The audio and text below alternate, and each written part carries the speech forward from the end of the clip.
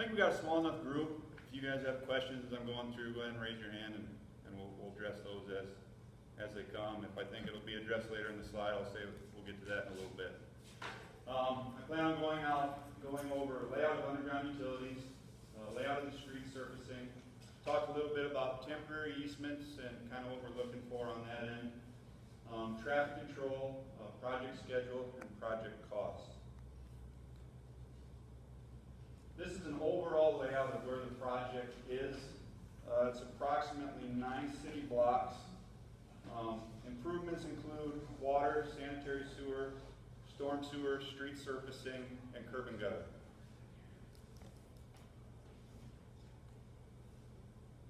This shows the utility layout. Red is sanitary sewer, blue is water main, yellow is storm sewer. The purpose of this project is we're replacing old clay or vitrified clay pipe sanitary sewer main. The water main is old cast iron pipe. I know there are some noted problem areas with water quality in this area, so those problems will be addressed as part of this project.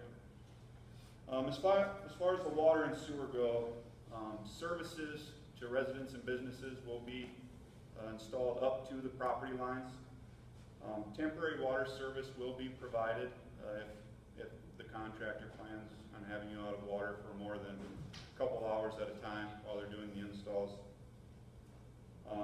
And obviously there will be periods of disturbance as part of this project, whether they got to shut the water main down for a short period of time for tie-ins, in order to get the temporary water set up, those type of items. And another big part of this project is the storm sewer. We're increasing the pipe capacity in order to drain areas better. It should be noted, as part of this project, we're not taking more water to Dry Run Creek, we're just taking it there more efficiently. And I'll get into that in further detail. The main purpose of this project was try to address the flooding at the Hackberry and Kimball intersection. This figure shows the red outline is the existing 5-year storm event ponded area. So what the 5-year storm event means is there's a 20% chance that rain event will happen that year. What that is that's a total of 3.06 inches of rain, and the peak intensity during that storm is 4.7 inches per hour. So with these improvements, you can see the outline in blue. That's just a small amount of water that would pond in the curb line after the improvements are completed.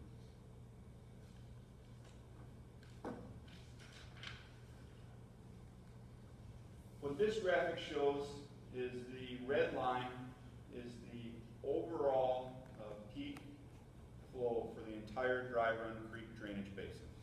So that stretches all the way back to Mount Vernon, and it's a point through Mitchell. The blue is the peak discharge for the East Central drainage improvements, with all the improvements incorporated. So what that's showing here is the water that drains into the new storm sewer we're proposing. The majority of that water will be gone before the peak flow gets through the entire system. And just to kind of give you an idea, Dry Run Creek, the peak drainage through there is 3,235 cubic feet per second. The drainage through the project is only 264 CFS. So it's a very small portion compared to the overall system. The majority of the water will be through before the main stormwater gets to Mitchell.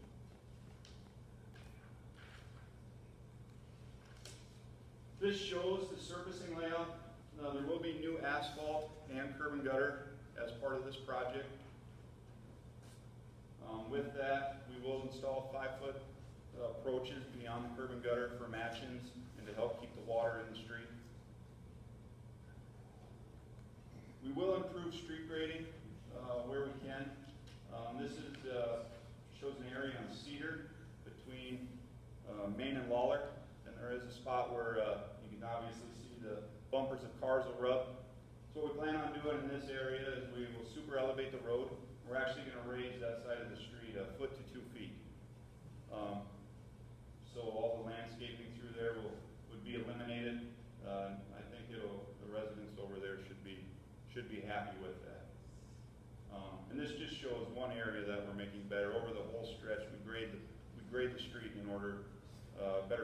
slopes within industry standards.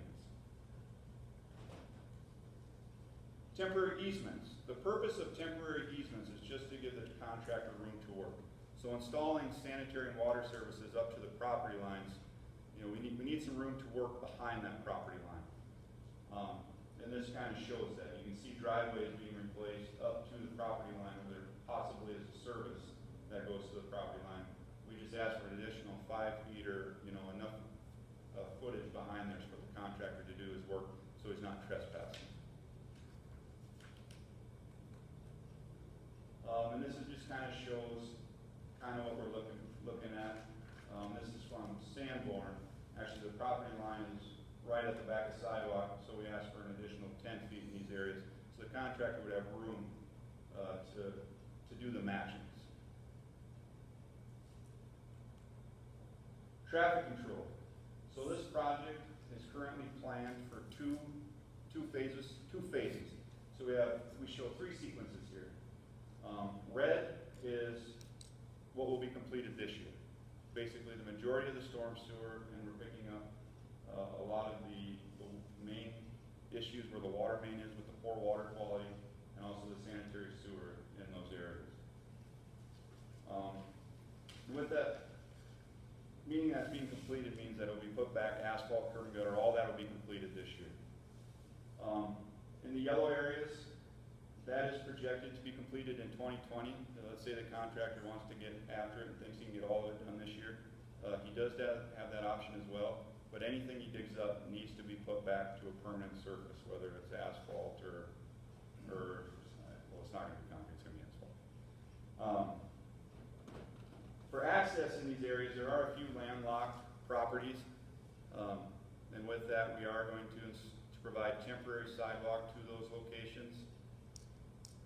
We're asking residents to utilize alleys where possible. Where there's limited access, we are going to provide temporary sidewalk. Joe, can you explain what the temporary sidewalk would be? Temporary sidewalk, we give an option for either a thin 2-inch layer of concrete or plywood.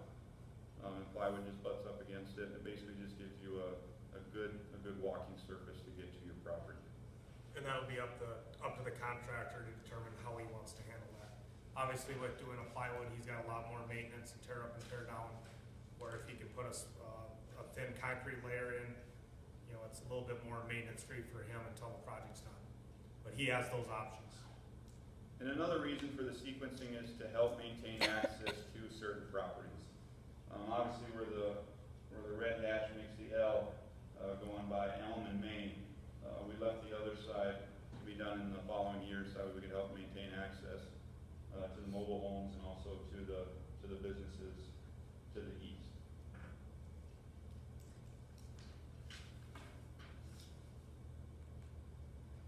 Project timeline and cost. The estimated cost of this project is $4.25 million. The bid date for this project is April 4th. We intend that construction will begin in May, mid-May probably, mid to end of May, with sequence 1 being completed in November of 2019 this year. We're planning, as long as the contractor doesn't get to the other sequences, we plan on doing this again next year just to notify everyone when things are going to start and the timeline. And then again, that'll be a 2020 completion. With that, that's what I have. We'll open it up to questions.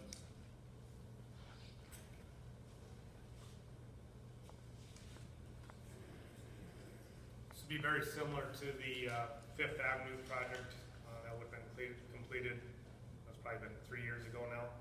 But I mean, complete reconstruction of the water sewer. Very, very similar to what that project was. Just to confirm, Yep. from the city standpoint, that it'd be the April 15th meeting that we would have The award of that bid? yeah. Yes, that's our intention. Okay. Yep. Yes. So the Cedar, between Cedar and Arc there, that's sequence 2? You go back to that, Joe. That is correct. So That'd be that's 2020. 2020. Yes. And again, that's based on where we estimate the project might fall with what we're seeing with current contractor loads. We might get a contractor that might come in and wanna do all of it at once.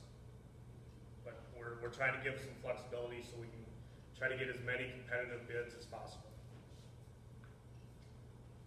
Yeah, I'm at 100 West Havens. I have two driveways, one to the south and the other one to the east. The east one's gonna be tied up completely. When they're digging in the street, it will be, yes. How long are they gonna be digging in the street? is that water, sewer, and storm there? It'll be for a pretty good duration of the project. Again, we'll wanna look at contractor schedules, but he'll have to dig through with the water main, he'll have to dig through with the sanitary sewer and with the storm sewer, and then building the street back. So, I mean, it'll be, essentially majority of the summer or construction season that would be, out of service. And typically on these types of projects, there are periods where the contractor's not working in front of your residence or business. And during those periods, we try to make temporary access to your driveways, put in some gravel along the curb, so we can maintain access in and out while the contractor's not working in that area. And then obviously when it's time to do asphalt or when they're final prep on the gravel base, we close it down again. We let everybody know. On this project, there will be weekly construction meetings. We'll be sending out weekly emails to everybody that wants to be on that chain, notifying you project schedule and timeline, and everyone is invited to those meetings if they want to come. And we will be doing another project website on the city's website, so those meeting minutes will be posted on there as well. You mentioned the clockwork TIF, and so is this taking into account any increased flow that potentially would come off of That- the Habitat for That Humanity? is why we're getting to this spot and getting to the edge of that tip boundary. Okay, And that's why that part of the project has to be completed this year, so that we can do the TIF improvements in 2020.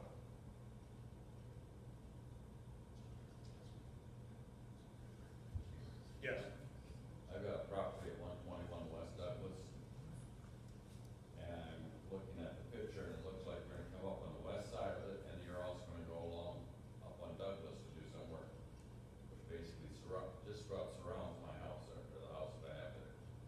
So We got on the blue or the red? it's gonna be on the red, I believe. Is that Kimball coming down? this is Raleigh, Raleigh. this is that? that's wrong. That's Raleigh right there. That's Raleigh. What's the red then coming down? That's Over Raleigh. one more to the east. This is That's Main, Main. that's Main Street. So he'd be, that one So, block it's west. gonna be about a block and a half north of the red, the way it looks, a block north. Right. But you're also, according to the picture, you're gonna be running water lines up Douglas. Go to the utility one.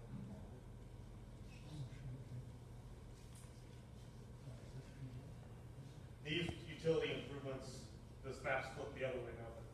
These improvements are on Cedar. Okay, The only water improvements, is this the property you're talking about right is there? that about 121 West Douglas? Yep, that's 120, or right next to 115. Yep. Okay, so there must be some water improvements right up into the front of that. They said they're gonna run a water line up Douglas to connect those two houses. Did we pay for that last winter? We did pay for the Just last repair. one. That was a repair. That was a repair. That was a Band-Aid? That was a Band-Aid. That was an $8,000 Band-Aid? Yes. Oh, jeez. I guess I'm not familiar with that part, we'll have to look. The water main's just extending up far enough to get past the storm. Okay, And then they're gonna have that street torn up in front of Douglas and, Raleigh? we're talking, past the fillet section, we're maybe talking 10, 20 feet. If I remember right. That's what it is. I see you got a very narrow lot there. I do have a. Is there any driveway going in and out of that lot? There's a driveway on Raleigh Street which will be, not be Closed. able to be used. Right. Yeah. And then there's a driveway on the east side of the house that he parks in now. Okay. But if you're running Yeah. water line up, you won't be able to get up there. And is that one of the places we have temporary sidewalk? There is We can look sidewalk. at that a little bit closer, but I think I would coordinate with the contractor to get the, But since that street is gonna, since Douglas is gonna be closed, he'll be able to park on the street. Correct. right, Up the hill further. Yeah, well, just like in front of our house or Yeah. in front of Long's. yeah. I mean, the road come You- up to the barricade. Residents will be able to get in and park on the street and be able to get access from there. So is the storm sewer that you're looking at on the south main, is that gonna alleviate the issues at Kimball and Hackberry? That project is not yet set in motion. I mean, it is, but it's, This is the first phase of getting to that Right. intersection. So that's not this year. Right. no. Yes. So, like, I live at 210 West Douglas, like, the water, fixing the water there too, right? 10 West Douglas. You got rusty water. Yeah. You can't drink Oh, it. so you're over this Yes. to there. You don't know. This project is not handling all of the ductile iron water main in this neighborhood, and nor throughout Mitchell. There's certainly a lot more of it. I Well, don't it would think we'll be replace water affecting, main. I don't think we'll be affecting the main directly in front of 220 Douglas. So what it does is it comes up Raleigh and then it branches off in the alley, through the alley and stuff like that. Get the water to those homes. What I was told. Off of the alley off Raleigh there. The alley off of Raleigh, going up, that alley did, I believe it gets Yeah, 211 and 221 or something like that. There's a couple houses that are going up the alley, If it's connected to the main on Raleigh, we'll be replacing that water main. that water. If that's where the main. service line is connected, Yes. we'll be replacing that main. I wanna go back to that last question where you said, isn't this gonna take the pressure off, or isn't there a bottleneck in this somewhere that you're gonna alleviate now so the water will flow out of there? You talking storm Back to sewer? Hackberry and Kimball. And you're talking the storm sewer side? Right, the storm Okay. sewer side, yeah. Yes. Okay, I mean, so this first project's gonna take care of that. No. Well, we're putting the infrastructure in place, and that's why we're trying to get over to Hackberry and, There will be another Main. project that On- continues this storm. But on sewer. Havens, water will actually come up out of those storm drains, Right. right there in front of the eye clinic and, That should be. right from here, we're starting with the larger pipe that's deeper. right, but so the water that's presently, like when you get a heavy rain, water will come up out of those storm sewers onto Haven Street, up there, just north, or just east of, the bank. Okay? And the same thing will happen at Hackberry and Kimball. Yeah. Right, in fact, we show, when we went through the storm sewer, we show that water probably comes out of those inlets Right, quite often. When we. Yes, that's what this is, the first project's gonna take care of that.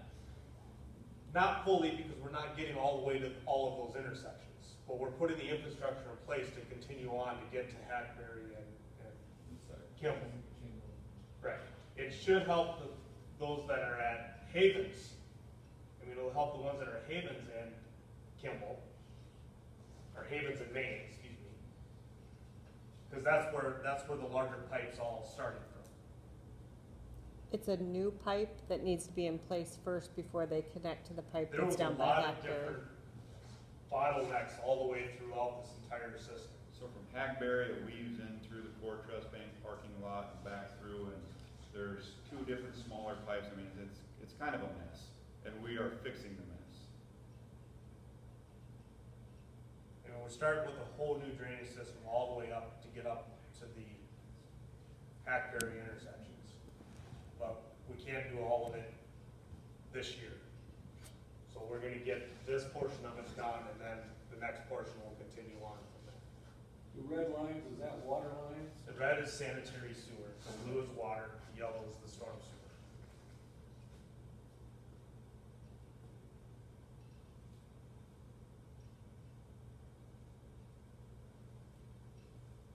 I wish you'd have done it 3 years ago, but today's better than tomorrow. If you run all your services up to the property line of it, then that house that I own basically is about 5 foot off the curb, or 6 foot off the curb, about all it is. Okay? So you say you need easements along there, they'll have to work within those constraints there, they can't move the house out. I don't think. Right. Right, yes, and obviously we're gonna have to connect to that one sooner than we maybe would the other ones because the house is closer. You know, we say, the majority of them are gonna go to the property. Right. If there's ones like that where the house is right on the property line, obviously we're gonna have to connect before we get to that. I don't know where your existing curb stop is now, I don't know either. I but know the we'll water probably, comes in on Douglas. we'll probably be connecting awful close to that same location at this point. Like I say, I know the water comes in off of Douglas, but I don't know where the sanitary sewer connects on. Did we have that video? We're pretty sure that the sewer's coming off Douglas also. I mean, we've got a, for that residence, we have the sewer service shown as going into the middle of the place. So we'll make that connection as well.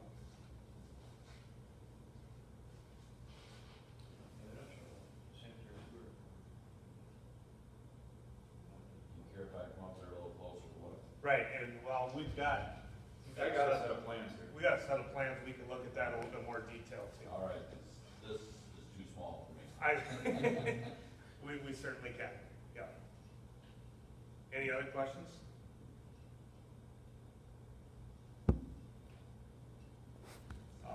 My card and Joe's card's down here as well. If you have other questions, you can certainly call us at the office or send us an email. We'll answer as best we can. We understand that the construction will be a nuisance for time being, but we can't get from where we are today with the storm sewer problems and the water issues without getting through the construction phase of it. So. Thank you. Thank you for coming.